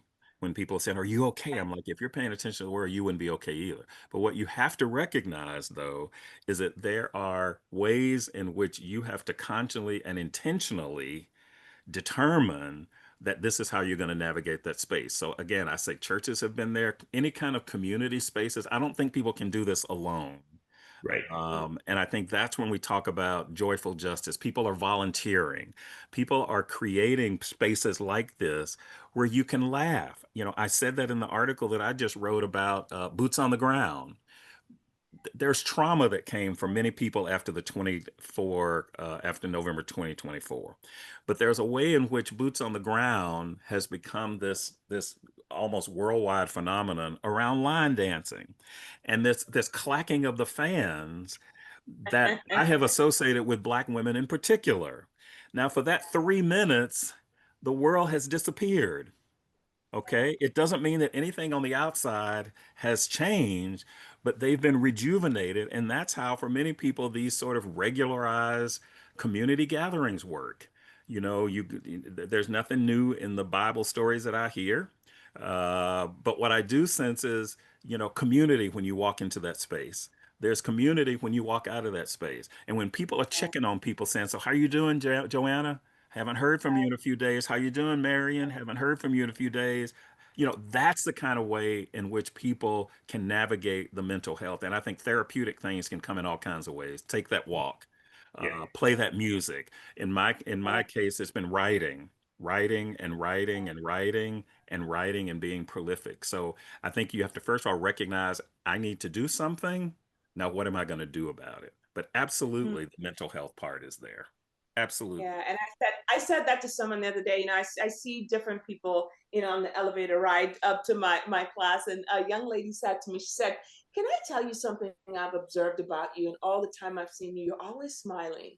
Hmm. And you know what I said? I said because joy is my resilience. Mm. That Mm. is how I'm gonna that is how I'm going to show up, right? It's in this joy. And people, and she was like, okay. Like it was just like, oh, but that is what because I choose it, you Right. know I Right. choose it, and it's not something that I'm just gonna have happen to me. It's something I choose. And I love even Michelle's comment that she makes in here when we're talking about loss. And I just love that she says that when she mentions about the loss or the death of someone, she Hmm. always says, tell me about them.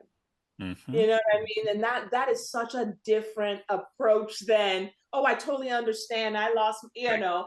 Right. because then it invites you, right, to live those beautiful moments. And for me, like I think about the loss of my mom, I recognize I'm such a big part of her, and she was such a big part of my story. So, Hmm. and when someone Hmm. asks me something like that, it is Yes. therapeutic to be Yeah. able to Well, share Galena with others. well, and that's So, that's where a term that I've learned over the past year has been something called joyful justice.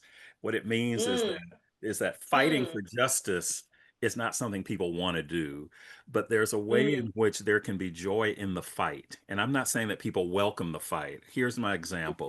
We do an outreach to unsheltered folks. I wish that we didn't have to have circumstances where people are unhoused and unsheltered. But that's mm, not the case. When we come together as volunteers and we are sorting the donations and we are sizing the donations, and then when we're distributing that brings us joy. In fact, we've actually brought music to the space now, and we were playing old Motown this past Saturday. I And saw not only were that. the volunteers moving and grooving, but the clients were moving and grooving too, though. That's what I'm saying Yes, is about, we look at these as not moments of happiness. Happiness is going to Disneyland, but then realizing you're standing in line, you're on the ride, that's happy. Now the ride is over. Joy is more intentional than that. And joy is And you more had to pay for it. joy is something that, Shirley Caesar says that this joy I have, the world didn't give it to me and the world can't take it away. That is something that you own. And when mm, somebody has sucked all the joy out of you, then they have sucked all the life out of you. And I think that's what mm. it means, when people didn't understand what was going on with the Democratic National Convention, because people were joyous and they were like, oh, but the world is so dystopian and things are falling apart. Well, it's not going to steal the joy. It doesn't mean that I'm not going to work on behalf of Yes, something bigger than myself. yes, What it means is I'm not going to be so subsumed by it that I then am no use to anybody. Joy exists within that spectrum of both the good and the bad. In fact, joy comes out of that. And joy is not an end, joy is a movement toward whatever that justice end is. I love So that. that's And one way that Marianne, I've navigated is intentionally choosing the joy and being creative about the joy and intentional yeah, about yes. Marianne, I would love your perspective on the idea of empathy and integrity and humanity and embedding that into our work. And just very quickly, I want to say hello. We've had some new partners join us. So Demir, and Demir is with the Welcome to America project. And they are going to be part of our DLA conference as well. We are so happy to have you, Demir, and we have them just connected. So I'm going to put their link there. So you all, as you're looking for ways to stay connected to community and continue to build, make sure you are spending time volunteering as it. well. That's one thing I think we've kind of come away from, and so I want to make sure that volunteering is part of our social justice, if you would. It's amazing Because when you help others. we're too busy. Remember, we don't have time. You see what No I'm such saying? thing. It's all No about such the thing. time, right? No such thing. And remember, time. Dr. Martin Luther King says time is something that is used for people who don't want to move forward. For people who want to move, we say, oh, it's gradualism. Oh, we can't do it. Well, yes, you can. Change can happen. You can create the joy where you are. You can create the joy where you Yes. are. The sad, and joy can be contagious. We talked about authenticity. My dad was a preacher, and he would always say, when the solo is that which comes from the heart reaches the heart. You can tell when somebody is Mm, all about the performance. It's like they're not feeling anything, but it sounds good. mm, But if you tell a good story, and people can hear that, it's like a bad accent. You can hear that. You can feel that. That's what I'm saying is that's not something you can teach people, but you yeah. recognize it when you see it there. And that's what I think can elevate people into a space where you don't feel constricted by your present circumstances. And it may be temporary, but the fact that you can access it is, for me, the empowerment part. Uh, Absolutely. Joanna, to answer your question, these are really values that we're talking about. Mm, mm, And that we need to define what are the values in our life. How mm-hmm. do those values align with others that we allow in our space? How do our values align with values of corporations and organizations? Mhm, How do our values align with community based organizations? mhm, And when you have that alignment, it really just makes the path that much easier to navigate mhm, Mm, because we understand one another where we're all trying to go. I tell people all the time, we are in different lanes, but to the same destination. mhm, So mm, I'm not going to try and pull you from your path to get on mm, mine when our mm-hmm. values are the same. mhm, Because if our value system is like that of others that we allow in our space, we're going to get there collectively. mhm. Yes. I think the disappointment can come though when we recognize that maybe the values aren't aligned though. And Mm, that's where the sobering eye-opening comes because, I thought that I naively thought that the values of this country were sort of aligned. I thought that and part of that again naively, yeah.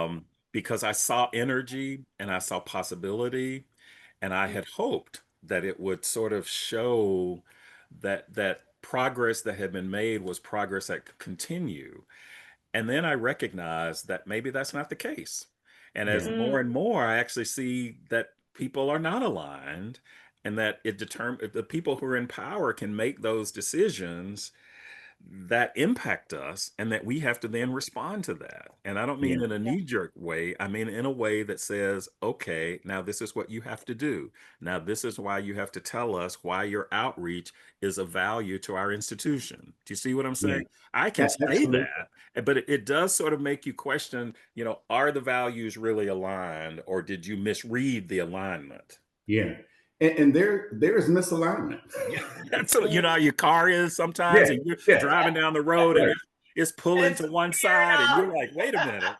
And That's what so I while I speak of and your values, tires are wearing down unevenly. Yes. yeah, while I speak of values and owning them and trying to stay focused, I'm not going to tell you that I'm sometimes off kilter when I find misalignment Yes. because I can be angry too.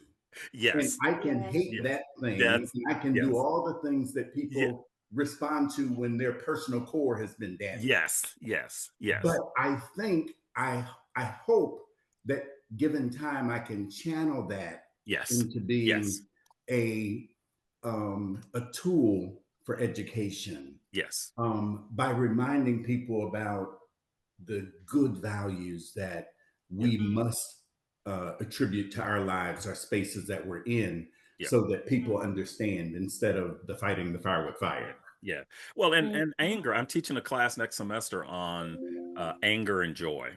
And anger is mm, also a healthy manifestation of something because when people sort of bottle how they're feeling, then that can be all kinds of tragic ways. What we have to mm. do is figure out how that anger can be channeled into something that is not destructive. Because to somehow deny that we are responding in a human way to Right. something that has toppled us, I think can also be emotionally Yep. problematic. The Absolutely. issue is that some people misread, and you probably know this, Mr. Kelly. They misread our passion for anger. And those can Mm, have consequences because that we know part. what those tropes are. The angry Right. black woman. Not everybody has the privilege of being angry without being somehow perceived as a threat. And so Yeah. what I want to do is sort of show, first of all, anger is not the thing. Anger is a response to the thing. And so once you Mm, sort of nobody wakes up anger. I kept saying that to people who were confused about the quote looting and rioting that happened after George Floyd and many other deaths of unarmed black folks. Kept saying, well, people didn't just wake up and decide we have nothing to do, let's go do this. And I said, to me, there's a very difference between destruction of property and the destruction of a human life that cannot be ensured to come back and be rebuilt. So let's be honest about that. And let's not mm, equate that. Nobody from Black Lives Matter was going into residential neighborhoods and burning down homes. People were making a statement about a way in which Dr. King even said, riot is the language of those who are unheard. So anger mm, can be righteous and anger can be legitimate. What we don't want to do is destroy ourselves in the mm. process of trying to somehow right something that may be bigger than we are. And that's Mhm. when the I problem comes is know. when we are. I'm getting all the feelings right now. I just have to, right? I know. I'm getting all the feelings right now. And even Amy says it, she says anger is the response to the thing. She had a Yes, light bulb moment there, and that's amazing. And it's so funny yes. you say that. We're teaching that class next semester. That is a workshop at conference. And Oh just my so you all know, goodness. October 30th, yes, October 3rd. We are on point, Marion. I told See, you there was something to when this thing. things align, you can't even Yes. choreograph that. Yes, Right. yes. And so the workshop is called Gracious Anger, a force for courage, protection, and healing. And we talk about, and it's going to be wonderful. So it's one of the workshops that we're doing just to say it's okay to feel the thing. because sometimes like, oh, we've got to leave that at the door. Don't Yes. come in here Yes. angry and don't, because we won't be productive. But so Right. I hear that all the time, right? You have to leave that. I can't leave that at the door, right? That's Right. embedded into who I am as a person, as an activist, So that is going to be one of our workshops. I'm Great. so grateful Yes. that Yes. we are Yes. on track and on Yes. point Yes. to really Yes. talk about this. Yes. And so, just so all of you know, right now, October 30th and 31st is the DLA Conference. And so, we have got a special going right now. So, I want to make sure you don't miss out. We have $50 off. $50 off our tickets right now as an early bird special through October 3rd. And what I'll do is this. Maybe that'll be how we draw our winners. Anybody that, between now and then that's on the workshop that maybe goes to register for conference, maybe they get a book as well. I don't know. What do you think about that? How should we pick our winners for our 3 books, Dr. Lester? What are your thoughts? Well, I think that idea I is. I think I'll go along with your ideas. You're the leader of this did. operation, so I would go along with you. I'm just glad when people get them, I hope they reach out and read it and let's have a conversation about it. In the same way that we did at Mayo. Let's just have a conversation, not a lecture, not a panel, just a conversation. So I Yes, Yeah, absolutely. I like that too. I'm a little more action oriented though. hmm And I wonder if there's someone on in this virtual space that knows they're going to register now that they get $50 off. If Ah, they could raise Yes, their hand, we okay. will know who it is and we will reserve the book for them. Okay. yes. That's Elizabeth Hightower from Tucson says me. So I've right. got Elizabeth. Listen. I, I am Hey, get about her that. I am credit card about number. that life. See, I Crystal Rodriguez also raised her hand. Crystal, are you registering for a conference or do you have a question? Because I'd love to bring you live if you have a question. Crystal, do you want to go live so we can have you ask a question? Yes? Okay, I'm going to promote you to panelist, Crystal, so we can have you ask your question. All right, Elizabeth, I got you down. All right, Crystal, you'll just see a quick change in your status. And if you don't want to put your camera on, you can just do audio. So in 3, 2, 1. Crystal, can you hear us? Yeah, it took me a minute for it to sync when you added as a panelist. I know, it's kind of a weird thing, but welcome and thank you so much for joining us. Do you have a question, comment, or observation for our panelists? Well, I had raised my hand in response to the registration, but I do have a question about the conference. I can see that the schedule on the second day is designed for youth. And my question is, what is the age range for that second day? I'm included. Yeah. Well, I will tell you that the second day is actually a combination. So if you look at it, it says workshop 1, that's an adult workshop. And then right below that, simultaneously, we'll be doing a youth leadership workshop. And actually, board member Evner Scott that's on here will be leading that. So it says youth only because we want our young people to have a chance, 150 of them. But the workshops on Friday are all around this FAIR model, this idea of fairness and representation. And so we'll have more. We're just waiting to get one last thing confirmed. By the end of the week, you'll have all of those workshops. But there are 4 different workshops with a lunch break. And we're even working, which again, we talked about community, we're working on a drumming circle at the end of it. So we can all sit around in a circle like our ancestors used to do, right? And have music, connect us. So that's the one thing I'm working on right now for the space at Para Club. So we do have youth workshops and they're juniors and seniors in high school. So we have 150 youth that will be there going through the program facilitated by Evner Scott from Honor Health. So my follow-up question is around mental health, and I really appreciated that the opening of this conversation today started with the meditation. I have a son and he has ADHD, and in class sometimes everything becomes behavioral, and it is not about self-regulation, and it is not about recognizing how your body feels. and that's what's causing a behavior or an action, right? And educators, I don't know how much professional development to elementary, middle school, high school educators there is. And so I wondered, you know, as a community member, as a parent, with PTAs often focused on fundraising, uh, what is a way that a community member, a parent, can partner with school, partner with administrators, to really carve out that space? I feel exhausted sometimes in having those conversations with principal, with teachers, and I wonder, what is a way that it could be impactful? Um, aside from maybe making a connection with one teacher one school year, and then having to build it all over again next year. And you may make progress and you may not. And I know we're talking about workplace setting. I appreciate that. I work with Maricopa Community College District, so I greatly appreciate the conversation. But I wonder, what could that look like, right? And we talk about being a community, but sometimes the school is your child's community. They are Yeah. there for the bulk of their day. Does anyone I have any understand. comment on that? I do, Crystal, and I know that Joanna does because she has a Yeah. child on the spectrum who's just Yeah. graduated from University or Arizona State University Mm. with honors and distinction and all those things. I also raised a nephew in my household during high school who was on the spectrum.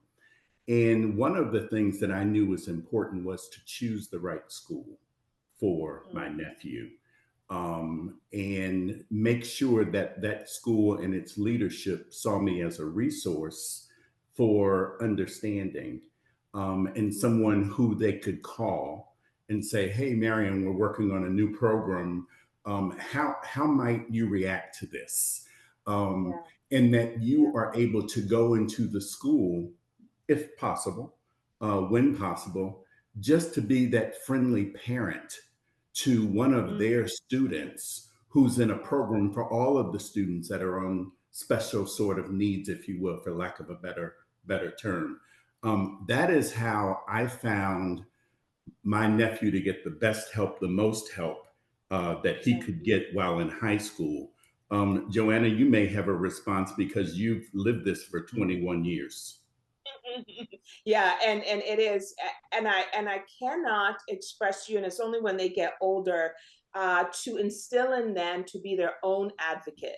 AJ used to always say my head hurts, and they thought he was being disruptive, and what he was saying is I'm overstimulated, but he was only 7, so he didn't know the overstimulated word. And it wasn't until I came in and saw that she had him sitting next to the front door with the in and out, right next to the pencil sharpener, and I thought, yeah, he's not hearing a single word you just said because he's every second somebody's coming in and out, every second someone goes to sharpen their pencil. So I started to build in him this sense of advocacy. When you say that, you must follow up with my head hurts because I'm overstimulated by the noise. May I please move to the other side of the room? Or would it be okay if I have my noise canceling headphones and things like that? So we have to instill, and I think that was his success at ASU. He asked for the things that he needed, without feeling as though it was a privilege or that he was going to be ostracized or that he was asking for something that he was not entitled to, those kind of things. And I think as they grow, building in them a sense of advocacy for things that work and things that don't work, and having their voice be heard. And when it's not, then to come in as a parent and say, not working. So, but Dr. Lester, as an Well, and educator, we do get ADA accommodations through sales, and there are ways in which I don't have students who come up and say, I need a special accommodation. And a special accommodation doesn't mean that there's something wrong with you. A special accommodation means that we're trying to bring equity to a process.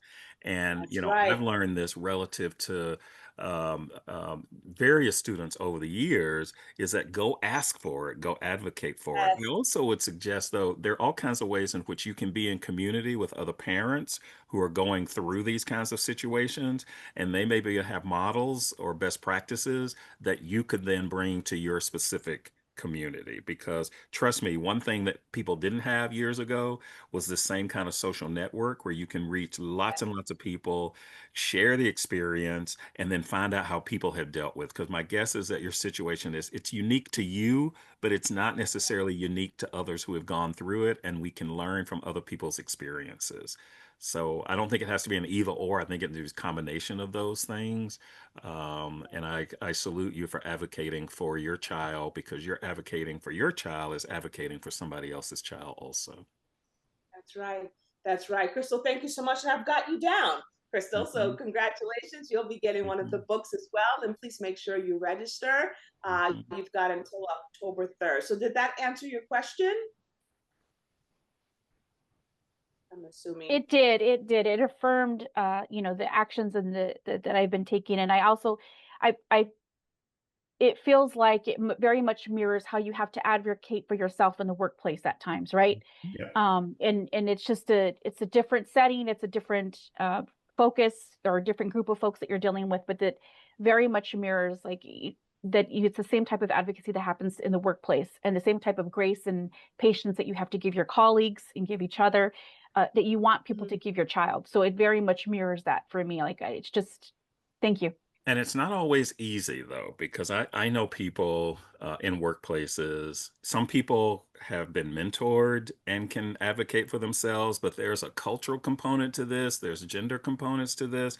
There are all kinds of identity components that keep people from advocating for themselves. And then there are others you can't you can't quieten them from advocating for themselves, right? And so I think we have to acknowledge also that not everybody is in the same place in terms of being able to advocate for themselves, or to have a parent like you, Joanna, who can then teach that. So that's why I think our community has to be broadened, and our family has to be extended, so that we can get those resources from multiple places that can then advocate on behalf. But yes, I know people who don't advocate for themselves, and they are really, really good. And yeah, sometimes we can advocate for folks, but that's not quite, be an allyship, for example. Being Mhm. allies is a form of advocating, and you don't have to be it in order to see something and you say, um, you know, Yeah. this colleague had a really good idea.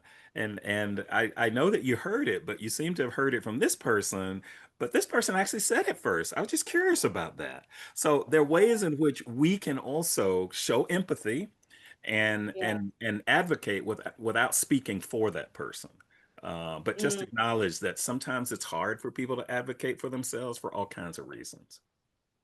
That's wonderful. Thank you all so much. And yeah, it is a heavy lift. I won't lie. The Yeah. advocacy comes from many different places. Yes. When they see Marion, they have a way that they know how they have to be. When they Yes. see you, and it's Yes. it's all building. It's different vantage points, and I think that's what helps. But it is holding up the entire sky, and it is not easy, but it is joyful work. I am grateful that I get the pleasure, to raise an AJ. Well, and let So me just it's tell you, when I went down for an Arizona Horizon interview, it gave me such joy to have that young see you person behind the walk camera. in and just, command that camera, and I felt like that I had been part of that in a kind of Yeah. proud way of looking at this person, and it just that's what I mean by grabbing these moments of joy, and acknowledging that this comes in community. So we are there, and we need each other. We need each Yes. other. We somehow think that we are alone. We have a hand for our Project Humanities graphic, and it says, separate as the Mhm. fingers, yet one as the hand. We sometimes think that we're just out here on our own and everything we've accomplished. And, some people in power will tell us they did it all by themselves without that $10 million donation that a family member gave them. But look how much we can accomplish when we come together. Doesn't mean you can't do anything by yourself, but look how much we can accomplish together. And I think that's what you've demonstrated in this, and the work that you have done for 27 years is look what we have accomplished together. Joanna, Absolutely. if I could, as the remaining founder in these last 3 minutes, Dr. Thank you. Lester, thank you. Thank you for leading this conversation. Thank you for giving us the grace to be included in the conversation.